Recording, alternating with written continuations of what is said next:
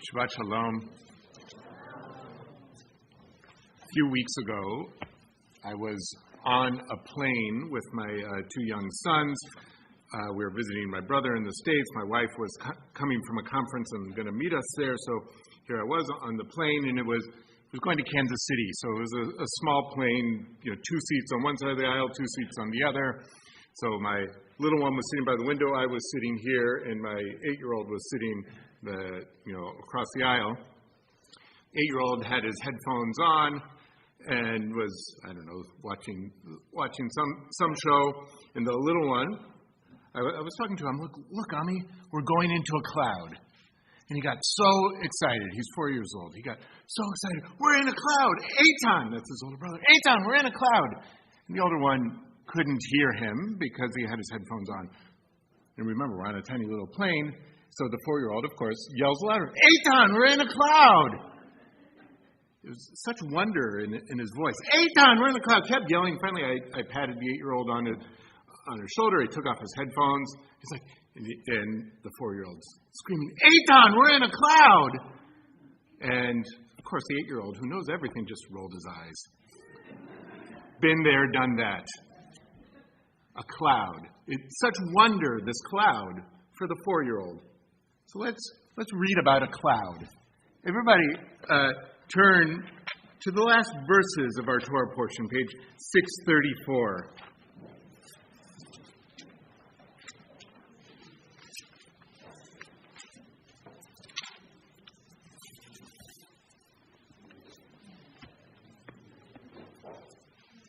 In the Torah commentary, page 634, right at the end, here's the scene.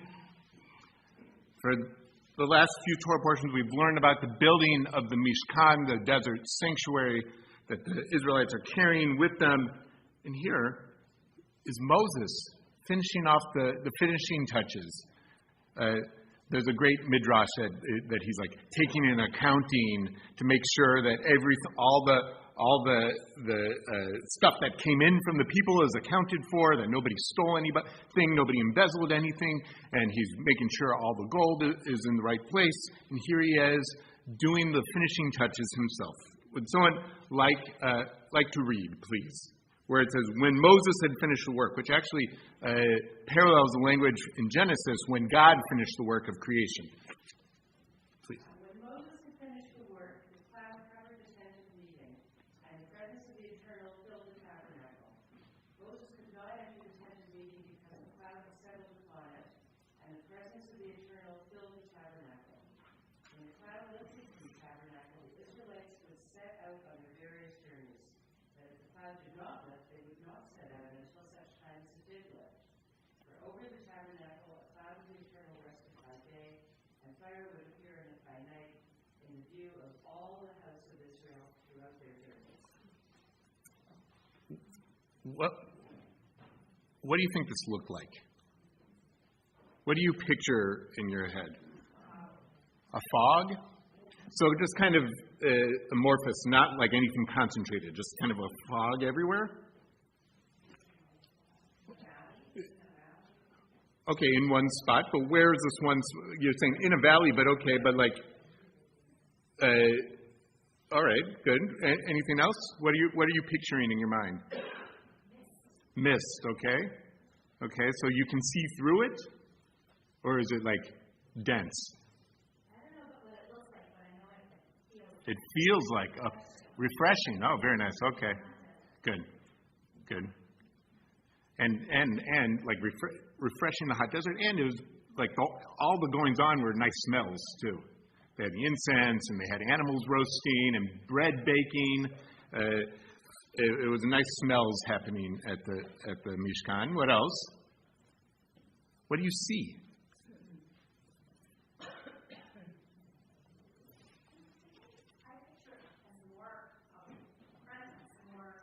But you don't see a presence, do you? No, because you feel it, as the Rabbi Satz said also. But our description is visual. What did they see? A cloud. But I picture it, I think it's even more. I think of it here, the Mishkan, which means the dwelling place. and it's paralleled the word God is shachan, God is dwelling in this dwelling place. And at the beginning of the construction, God says, Vasuli mikdash, build me this holy place, v'shachanti, and I will dwell among them, among you all the people. Okay? Mishkan shachan, I will dwell. But, back to the visual, I see it as they build this kind of portable building, and maybe it's kind of like an antenna that attracts the physical cloud energy of God down there. That maybe God before was more amorphous and everywhere, and now attract, like at a science museum when you put your hand on that like globe and the static electricity you can see going to your hand. Maybe that's what they saw. Because they're spelling it out a couple of times. This cloud, the presence, Moses couldn't get in there when it was there. It was a physical presence in a cloud. And it was at night, you can't see a cloud, it was what? A fire. But we have trouble with that, don't we? Why did, when I ask you, what did it look like, everybody had kind of more of a feeling? But our ancestors had a visual. Yeah. I can keep thinking back when I was in grade school and I was taught the different kinds of clouds. And someone, is it one of those sticky ones, puffy ones? I'm picturing, so I grew up in the Midwest, and you see a tornado with this cloud that like this column coming down, a funnel, yeah, but it's making clouds. That's what I'm picturing.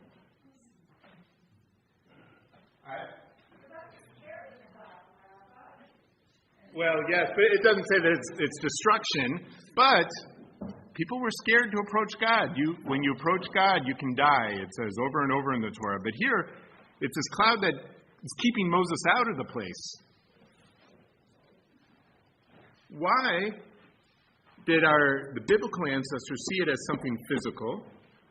This dwelling, this presence is something physical. And it doesn't say, they could have said this, it's like this, but they said it is this.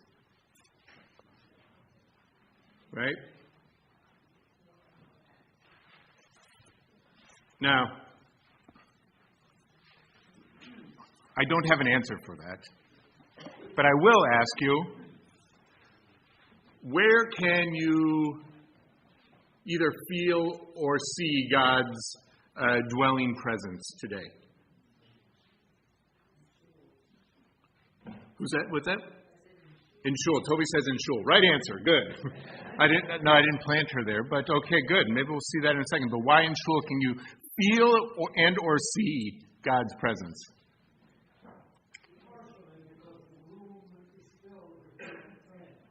Room filled with people playing. Oh, very nice. Good.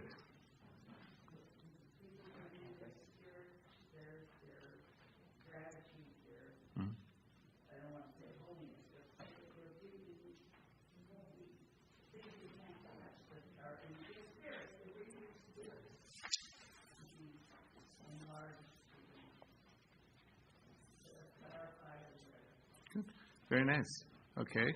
But I like it's kind of like all of our spiritual energy coming together, kind of like, so I said like the antenna before, maybe like an electromagnet that's bringing God's presence down. Yeah.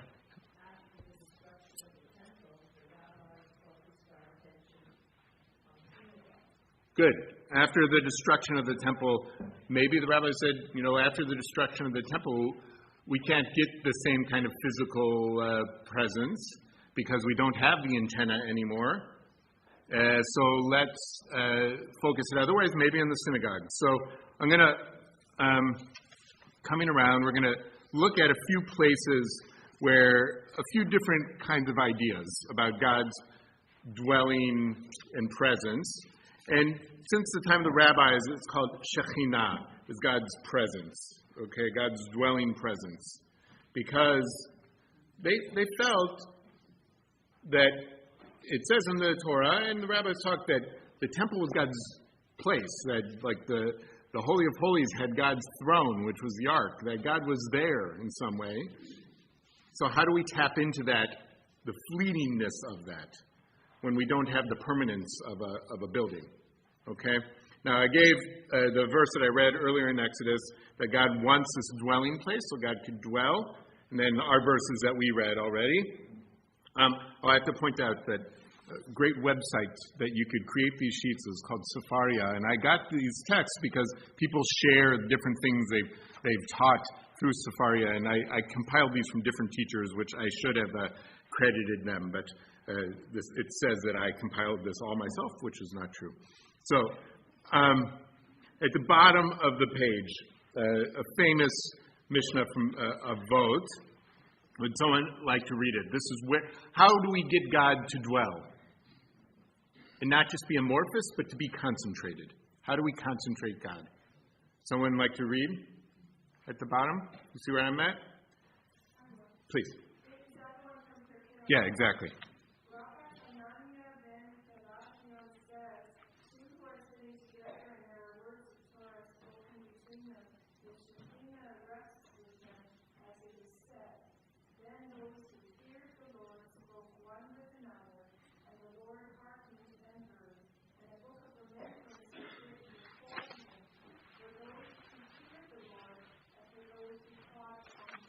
Okay, so how do you get God to be a concentrated presence? What's that? Not just read. Study with someone else. So reading, the rabbis don't read. The rabbis learn, right? It's an active engagement with words, and you need someone else to do that. And you don't do it silently, you do it out loud. So why is it just the studying? What else is here?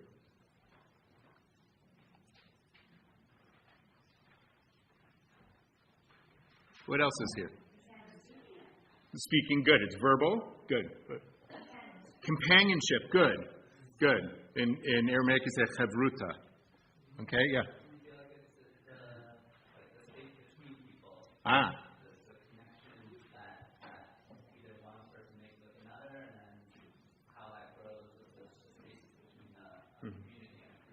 Good. So it's the companionship, but not just companionship, but it's like you're creating a community here, and you're connecting in some way, and the space between you is God is coming into the partnership. You're saying, right? Yeah, like that idea of Shekhinah is that space.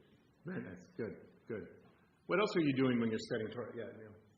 I think the Lord hearkened and heard. Yeah. In order for the Lord to hear, we have to Good. pray. Good. Good. Yeah, so, right, the verse they picked from Malachi is about fearing God. So studying Torah brings upon the sense of obligation and brings upon you're being in communion and trying to follow the will of God, which is part of prayer, and that brings God into the partnership also. Good. Any other idea? Okay. So, there's also texts about 10 people praying together is where the Shekhinah is. Also, when you're eating with someone else and you talk about Torah, God's there. That's another rabbinic text. Let's read one more from the Talmud, number 4. Someone like to read that? Please, Kelly.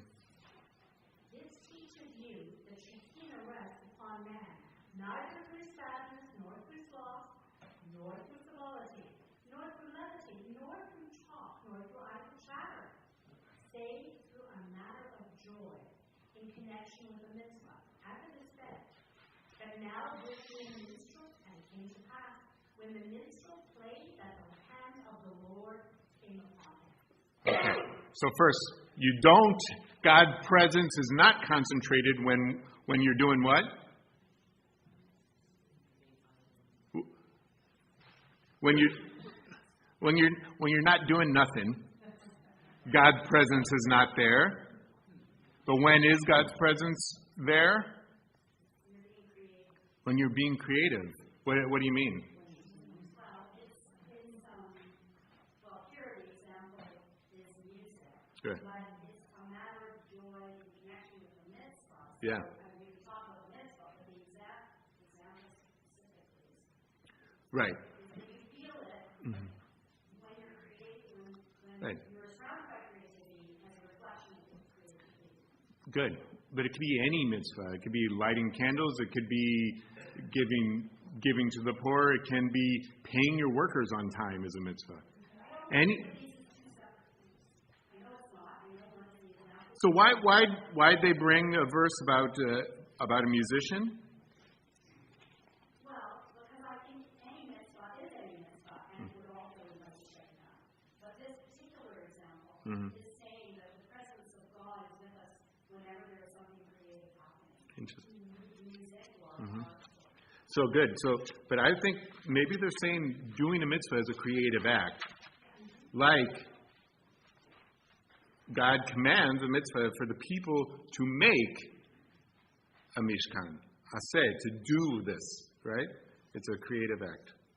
And when you are doing a mitzvah, you are creating a mishkan, a dwelling place for God. You have to have the right mindset, though. You can't be slothful or frivolous, right? Okay. Yeah, Peter. It seems to me it's not a completely unregulated creation. It seems to me that our knowledge and our desire to study Torah is creating a guiding form of creation towards satisfying God Himself, not only us. Good. Yes. Form of creation. Good. God is satisfied because God is telling us in the Torah God needs a place to dwell, right? So now it's not just one place. Now it's, could be billions of places, but God needs this place, and therefore God is satisfied. Very beautiful, Peter. But I think you were saying it's not just anything you do. It's through the mitzvot. Good.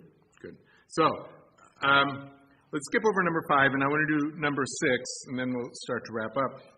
Number 6 is from a text of the sayings of the Baal Shem Tov, the founder of Hasidism in the early to mid 1700s, and in Hasidism is a mystical movement. The Shekhinah takes on more significance even than the rabbis, and we don't need to get into all that, but he's talking about how do you bring down God's concentrated presence? Okay? Someone like to read? Okay, please.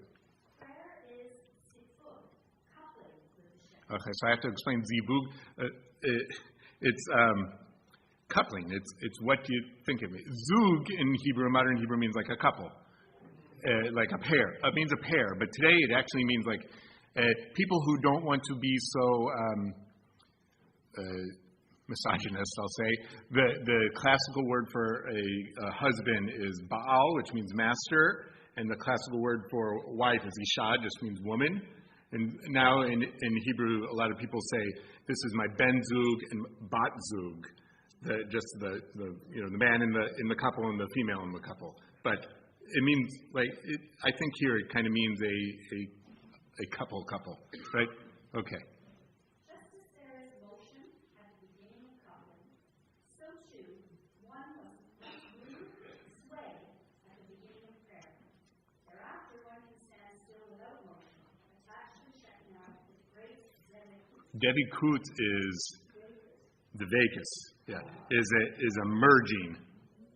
So what do you do? What do you do for God to come down? You shuckle. Like you dance a little bit. What do animals do?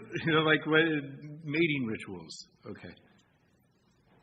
As a result of your sway, you can attain great discernment.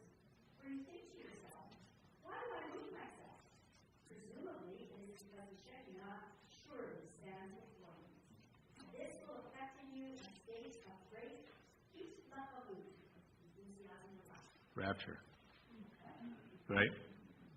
I don't know if anybody had thought about coming to shul as a rapturous experience, but that's what he's getting at.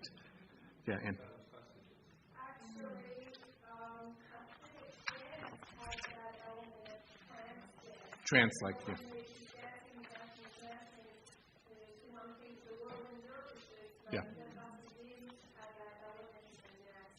Yeah.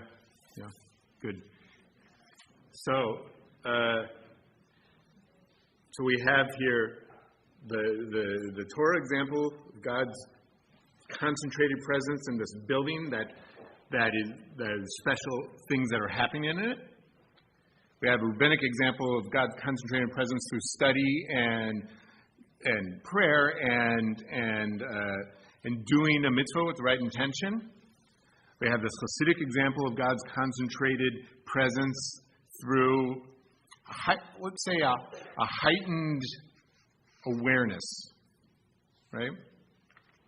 A heightened state of mind, maybe, through movement and prayer. And I was going to end there, but just on Thursday night, we had Alan Marinis, who was the director of the Musar Institute here teaching. He's a teacher of mine, and he brought a text from, I think he said it was written in the 1920s by an ultra-Orthodox Lithuanian rabbi named Shimon Yehuda Shkap. And he's talking about how, I didn't bring this text for you, but I'll read it. He's talking about how the whole point of life is holiness.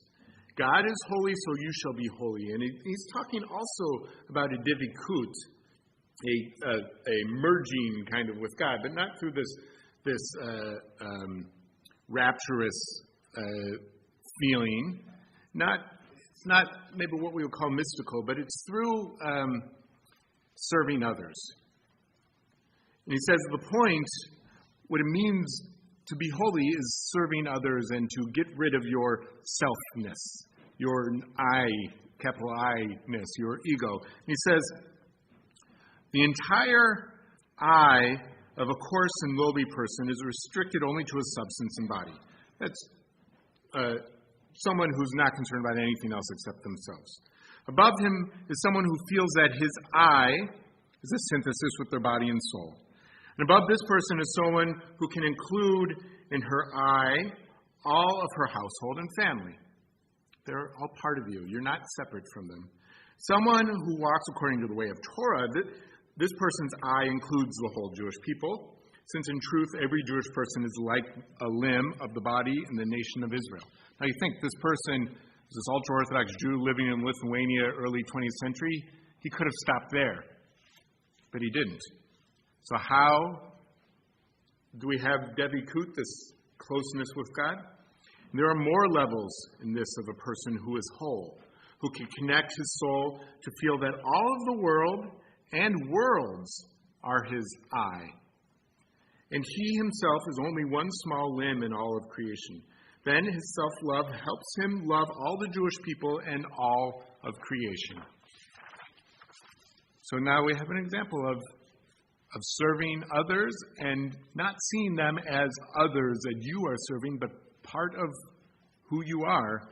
That is also bringing the divine presence. Shabbat Shalom.